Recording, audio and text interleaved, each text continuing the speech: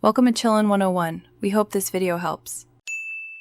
You'll start by confirming your iPhone is updated and unlocked. That ensures QR scanning is supported. Next, open the camera app and point it at the QR code so the code fills the center of the frame. You do this because the camera reads the QR metadata to extract network details.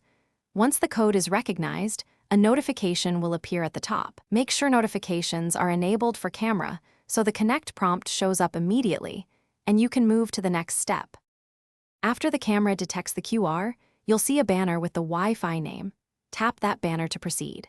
You do this because the QR encodes SSID and password values, and iOS will translate them into a join action.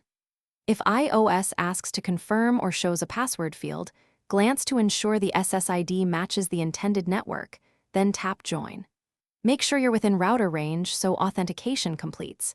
If the network uses enterprise settings, manual configuration may still be required. Once you tap Join, wait for the Wi-Fi icon to appear in the status bar and try loading a web page to confirm. If it doesn't connect, scan the QR again to rule out a bad read, or open Settings Wi-Fi and enter the password manually. This isolates QR errors from credential mistakes. If problems persist, toggle Wi-Fi off and on, enable and disable airplane mode, or restart the iPhone. These steps clear transient network glitches and often restore a successful connection. Thanks for watching. Consider subscribing if we helped you.